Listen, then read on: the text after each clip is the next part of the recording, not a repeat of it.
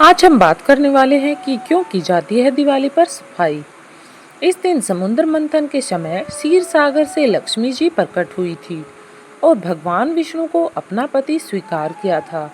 कथा कुछ इस प्रकार है, ध्यान से सुनिए। एक बार भगवान शंकर के अंशभूत महर्षि दुर्वासा पृथ्वी पर विचर रहे थे।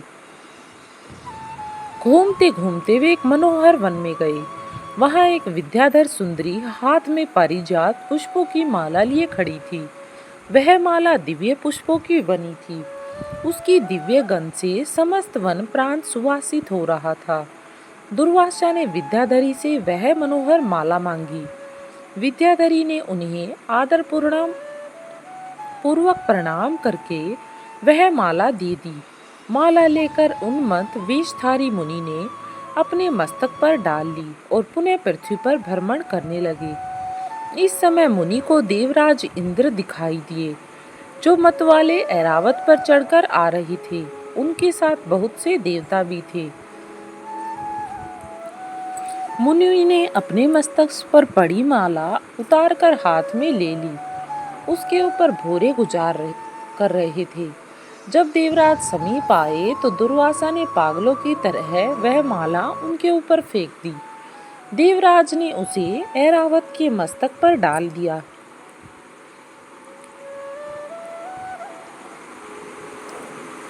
ऐरावत ने उसकी तीव्र गंध से आकर्षित हो सूंड से माला उतार ली और सूंघकर पृथ्वी पर फेंक दी। यह देख दुर्वासा क्रोध से जल उठे और देवराज इंद्र से इस प्रकार बोले, अरे ओ इंद्र, ऐश्वर्य के घमंड से तेरा हृदय दूषित हो गया है।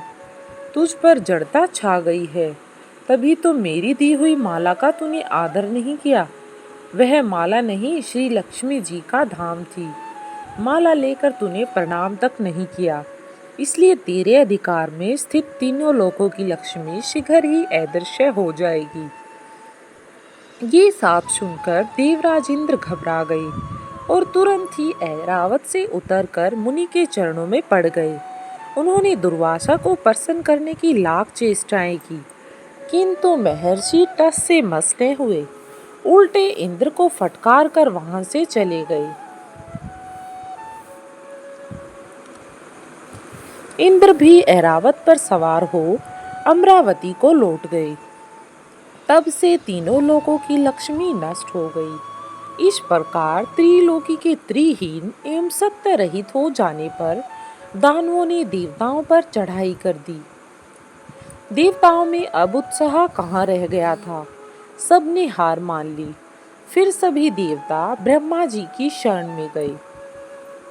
ब्रह्मा जी ने उन्हें भगवान विष्णु की शरण में जाने की सलाह दी तथा सबके साथ वे स्वयं भी क्षीर सागर के उत्तर तट पर गए। वहां पहुंचकर ब्रह्मा आदि देवताओं ने बड़ी भक्ति से भगवान विष्णु का स्तवन किया। भगवान प्रसन्न होकर देवताओं के सम्मुख प्रकट हुए।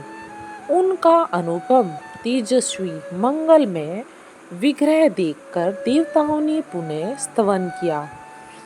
तत्पश्चात भगवान ने उन्हें क्षीर सागर को मथने की सलाह दी और कहा, इससे अमृत प्रकट होगा। उसके पान करने से तुम लोग अजर अमर हो जाओगे। किंतु यह कार्य है बहुत दुष्कर, अतः तुम्हें दैत्यों को भी अपना साथी बना लेना चाहिए। मैं तो तुम्हारी सहायता करूंगा ही, लेकिन जब तक तुम किसी को अपना साथी नहीं बनाओगे यह कार्य पूरा नहीं होगा। भगवान की आज्ञा पाकर देवगण दैत्यों से संधि करके अमृत प्राप्ति के लिए प्रयास करने लगे। वे भांति भांति की औषधियां लाए, उन्हें क्षीर सागर में छोड़ दिया। फिर मंदराचल पर्वत को मथानी और वसुकी नागराज को नैती बनाकर बड़ा वेग से समुद्र का मंथन का कार्य आरंभ किया। भगवान ने वासुकी की पूंछ की और देवताओं की ओर मुख की ओर दैत्यों को लगाया।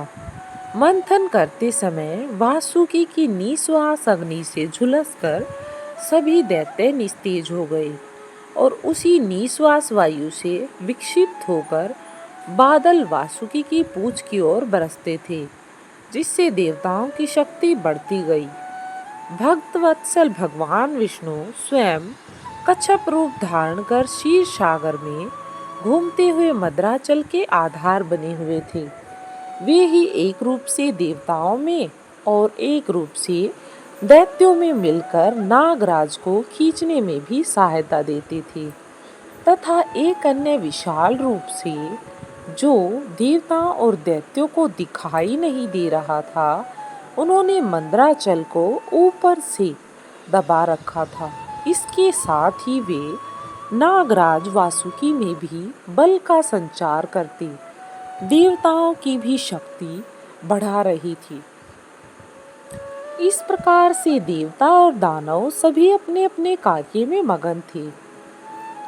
इस प्रकार से मंथन करने पर क्षीर सागर से कर्मश्य, कामधेनु, वारुणी देवी, कल्प वृक्ष और अप्सराएं प्रकट हुई। इसके बाद चंद्रमा निकले, जिन्हें महादेव जी ने मस्तक पर धारण किया। फिर विष प्रकट हुआ, जिसे नागों ने चाट लिया। तदंतर अमृत का कलश हाथ में लिए धन्वंतरी का प्रादुर्भाव हुआ। इससे देवताओं और दानवों को भी बड़ी प्रसन्नता हुई। सबके अंत में क्षीर समुद्र से भगवती लक्ष्मी देवी प्रकट हुई। वे खिले हुए कमल के आसन पर विराजमान थी। उनकी अंगों की दिव्य कांति सब ओर प्रकाशित हो रही थी। उनके हाथ में कमल शोभा पा रहा था और उनका दर्शन कर देवता और महर्षि गण प्रसन्न हो गए। उन्होंने वैदिक श्री सूक्त का पाठ करके लक्ष्मी देवी का स्तवन करके दिव्य वस्त्राभूषण अर्पित किए। वे उन दिव्य वस्त्राभूषणों से विभूषित होकर सबके देखते देखते अपने सनातन स्वामी श्री विष्णु भगवान के वक्ष स्थल में चली गई। भगवान को लक्ष्मी जी के साथ देखकर देवता प्रसन्न हो गए। दैत्यों को बड़ी निराशा हुई। उन्होंने धन्वंतरी के हाथ से अमृत का कलश छीन लिया, किंतु भगवान ने मोहिनी स्त्री के रूप से इन्हें अपनी माया द्वारा मोहित करके सारा अमृत देवताओं को ही पिला दिया। तदंतर इंद्र ने बड़ी विनय और भक्ति के साथ श्री लक्ष्मी जी ने देवताओं को मनोवांछित वरदान दिया और इस प्रकार माता लक्ष्मी उन पर प्रसन्न हुई। ये थी माँ लक्ष्मी के जन्म की स्टोरी। अच्छी लगी हो तो कमेंट बॉक्स में जय माँ